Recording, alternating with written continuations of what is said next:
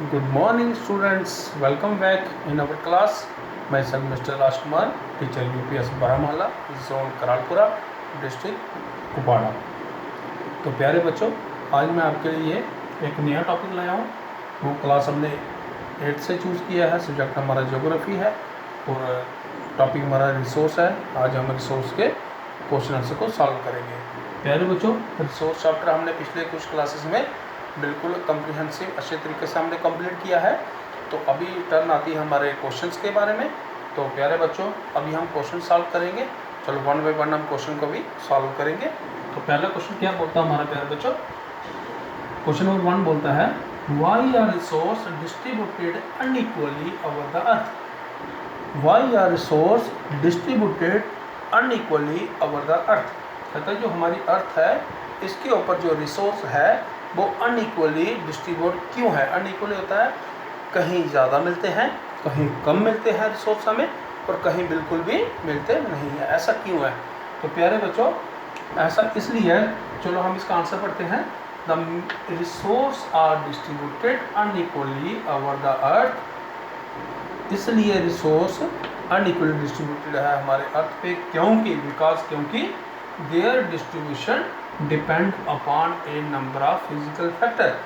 इसकी जो डिस्ट्रीब्यूशन है बेटा वो डिपेंड करती है फिजिकल फैक्टर। वो फिजिकल फैक्टर कौन से हैं?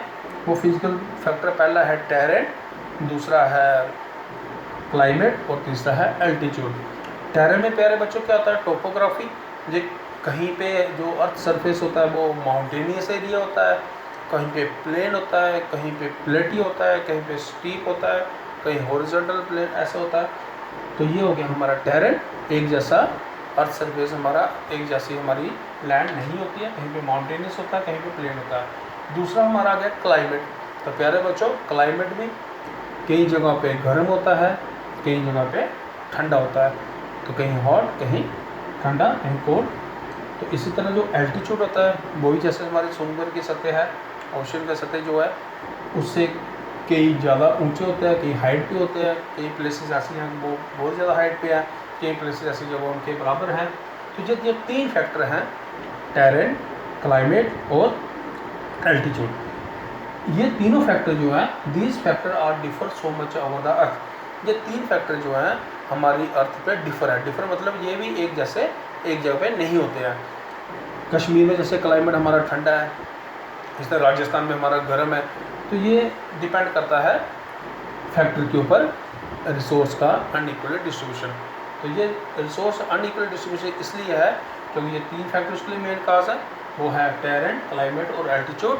तो प्यारे बच्चों, ये 3 फैक्टर जो हैं ये भी डिफर करते हैं हमारे अर्थ सरफेस पे। इसलिए हमारा जो रिसोर्स डिस्ट्रीब्यूशन है अनइक्वली है ऑन द अर्थ सरफेस।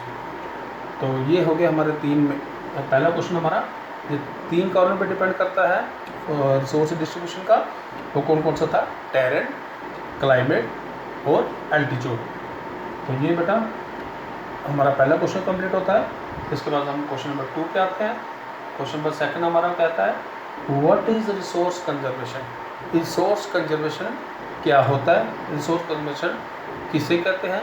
तो प्यारे बच्चों, use of resource carefully and giving them time to get a renew is called resource conservation। कहता use of resource carefully and giving them time to get a renew। Resource का बड़े अच्छे तरीके से use करना और उसको टाइम देना कि वो अपने आप में रिन्यू कर सके, उसे बोलते हैं हम रिसोर्स कंजर्वेशन। तो क्या हुआ? बड़े रिसोर्स को बड़े केयरफुली यूज़ करना, बैलेंस तरीके से, ताकि वो अपने आप को रिन्यू कर सकें, इसको बोलते हैं रिसोर्स कंजर्वेशन। तो ये रिसोर्स कंजर्वेशन हो गया। It is planned and careful of natural resource so that these resource can be use for a longer period of time. तो प्यारे बच्चों, ये जो रिसोर्स हमारे हैं इनको बड़े केयरफुली, बड़े प्लान से हमें यूज़ करना है ताकि हम इसको longer period of time use कर सकें, ताकि ये अपने आप को रिन्यू कर ले और हम इसको लंबे समय तक इसको यूज़ कर सकें, ये ख़त्म ना हो। तो ये जैसे एग्जांपल हो गए हमारे ट्रीज़ हो गए, जैसे हमारा वाटर हो गया, तो हमें इसे इस तरीके से यूज़ करना है कि ये अपने आप को दोबारा रिन्यू कर सके। तो ये हो गया हमारा रिसोर्स कंजर्वेशन। क्या हुआ रिसोर्स कंजर्वेशन?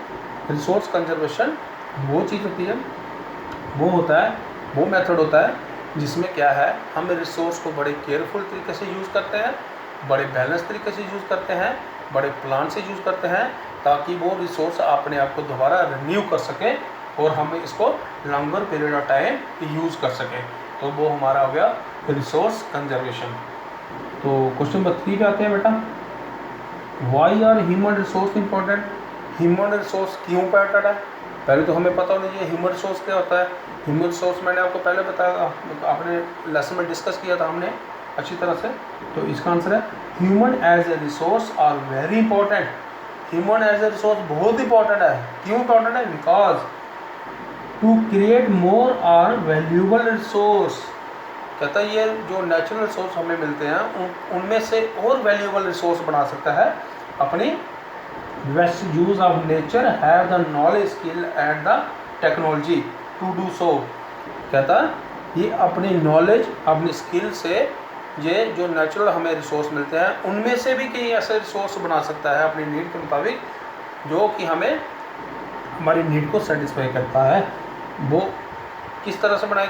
इसके लिए बेटा ये इसकी 3 चीज़ें जो हैं ये बहुत मेन बातें हैं इसकी ह्यूमन रिसोर्स की। वो क्या है?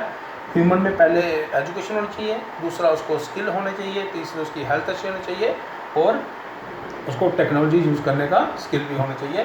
तो ये 3-4 जो बातें हैं अगर ये ह्यूमन में होंगी तो human is the best resource. वो किसी भी मतलब जो नेचुरल रिसोर्स है उनमें से रिसोर्स डेवलप कर सकता है। तो ह्यूमन रिसोर्स इंपॉर्टेंट इसलिए प्यारे बच्चों ताकि जैसे हमारा आयरन ओर है, आयरन ओर में से हम आयरन निकालते हैं, एल्युमिनियम निकालते हैं, स्टील निकालते हैं।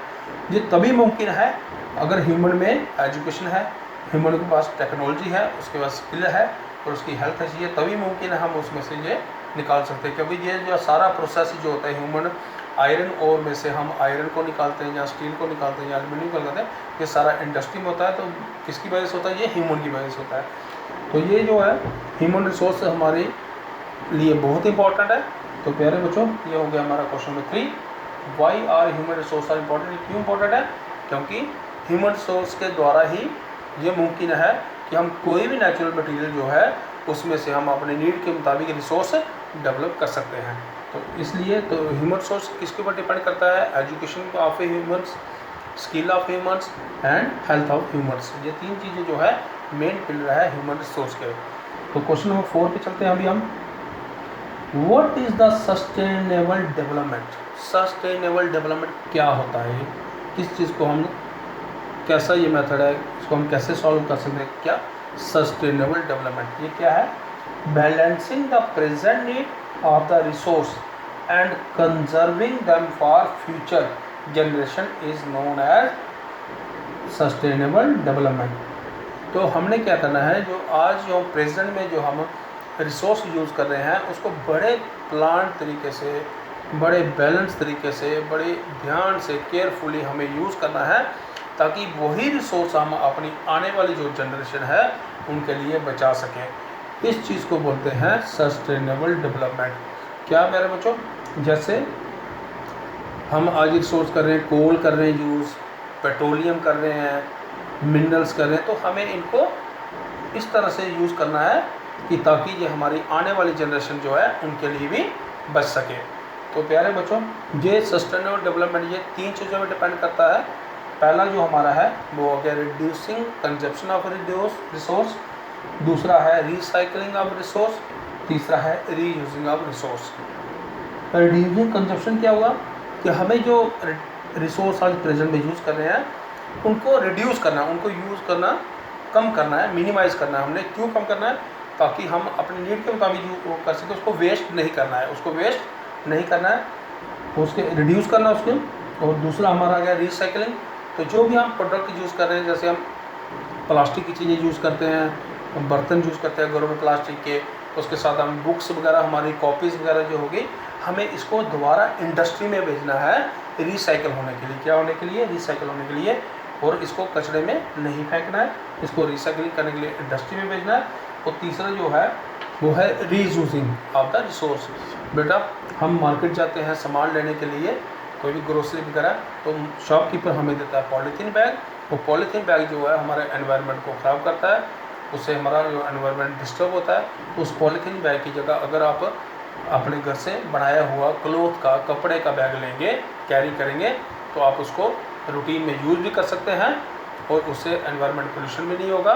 तो इस तरह से आप मतलब ये 3 चीज़ें करेंगे तो इससे सस्टेनेबल डेवलपमेंट हो सकता है।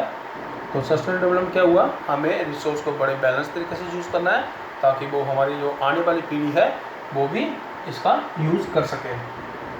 तो प्यारे बच्चों, अगर आपने इसको सस्टेनेबल डेवलपमेंट को थॉरली पढ़ना है तो जो लास्ट मैंने लेक्चर दिया था मैंने इसको थॉरली एक्सप्लेन किया था, तो आप उसको देख सकते हो। तो प्यारे बच्चों, आज हम क्वेश्चन नंबर 4 तक हमने कंप्लीट किया। पहला क्वेश्चन था हमारा रिसोर्स डिस्ट्रीब्यूटेड अनइक्वली क्यों है अर्थ सरफेस पे। ये 3 फैक्टर पे डिपेंड करता था। एक था हमारा टेरेन, एल्टीट्यूड और क्लाइमेट। उसके बाद हमारा आ गया what is resource conservation. Resource conservation क्या होता है कि रिसोर्स को हमने बड़े केयरफुल तरीके से यूज़ करना है ताकि वो अपने आप को रिन्यू कर सकें, उसे बोलते थे रिसोर्स कंजर्वेशन। तीसरा हमारा आ गया ह्यूमन रिसोर्स क्यों इंपॉर्टेंट है।